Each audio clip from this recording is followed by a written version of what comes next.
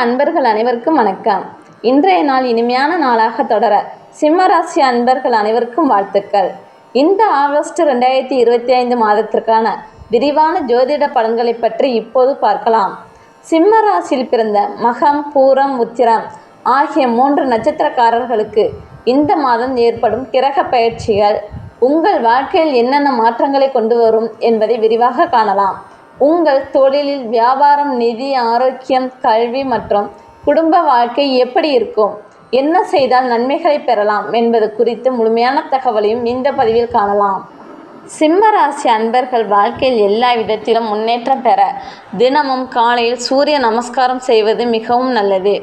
உங்கள் ராசி அதிபதி சூரியன் என்பதால் இந்த ஒரு விஷயத்தை தொடர்ந்து கடைபிடித்தால் நல்ல பலன்கள் உண்டாகும். அதே போல சூரிய பகவானின் முழுமையான அருளை பெற திங்கட்கிழமைகளில் சிவபெருமானை வழிபடலாம். சூரிய பகவானை நினைத்து ஓம் கம் சூரிய பகவானை போற்றி என்றும், சிவபெருமானை நினைத்து ஓம் நமச்சிவாயா போற்றி என்றும் 3 முறை மனதார கூறுங்கள்.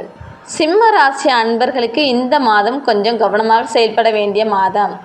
ஒரு புறம் அஷ்டம சனி, ஜென்ம கேது, சப்தம ராகு இருப்பதால் சில சவால்கள் இருக்கும். ஆனால் மறுபுறம் யோக காரகனான செவ்வாய் தனஸ்தானத்திலும் குரு லாபஸ்தானத்திலும் இருப்பதால் எவ்வளவு பெரிய துன்பங்கள் வந்தாலும் உங்களை பாதுகாக்க ஒரு கவசம் போல் இருப்பார்கள். சூரியன், உங்கள் ராசி அதிபதியான சூரியன் ஆகஸ்ட் 17 அன்று தனது சொந்த ராசியான சிம்மத்திற்கு பயிற்சி அடைவார். இது உங்களுக்கு நல்ல பலத்தையும் தன்னம்பிக்கையும் கொடுக்கும். புதன், தனம் மற்றும் லாப அதிபதியான புதன் ஆகஸ்ட் 30 அன்று உங்கள் ராசிக்கு மாறுகிறார். சுக்கிரன், ராஜ்யாதிபதியான சுக்கிரன் ஆகஸ்ட் 21 அன்று மிதுனத்திலிருந்து கடகராசிக்கு மாறுகிறார். செவ்வாய், உங்கள் பாக்கிய மற்றும் யோக காரகனான செவ்வாய் இந்த மாதம் முழுவதும் கன்னி ராசியில், அதாவது தனஸ்தானத்தில் இருக்கிறார். இது நிதி ரீதியாக நல்ல பலனை கொடுக்கும். குரு, உங்கள் பஞ்சமாதிபதியான குரு இந்த மாதம் முழுவதும் மிதுன ராசியில், அதாவது லாபஸ்தானத்தில் இருக்கிறார். சனி அஷ்டம சனியாக மீன ராசியில் இருக்கிறார். ராகு மற்றும் கேது 7ஆம் வீட்டிலும், கேது உங்கள் ராசியிலும் ஜென்ம கேது சஞ்சாரம் செய்கிறார்கள். அஷ்டம சனியின் தாக்கத்தால் தொழில் வாழ்க்கையில் கடுமையான அழுத்தமும் பணிச்சுமையும் இருக்கும். மேல் அதிகாரிகள் மற்றும் சக ஊழியர்களுடான உறவுகள் பாதிக்காமல் பார்த்துக்கொள்வது அவசியம். ஆகஸ்ட் 17 வரை ராசி அதிபதி விரயஸ்தானத்தில் இருப்பதால் தன்னம்பிக்கை குறையலாம். ஆனால் அதன் பிறகு சூரியன் உங்கள் ராசிக்கு வருவதால் தன்னம்பிக்கை அதிகரிக்கும். இழந்த மரியாதையை மீண்டும் கிடைக்கும். தொழிலில் சிறப்பான முன்னேற்றம் காண்பீர்கள். குடும்ப அமைதியை காக்க நீங்கள் இந்த மாதம் பொறுமையாக செயல்படுவது அவசியம். 7ஆம் வீட்டில் ராகுவும் 8ஆம் வீட்டில் சனியும் இருப்பதால் வாழ்க்கை துணையுடன் பிரச்சனைகள் வரலாம்.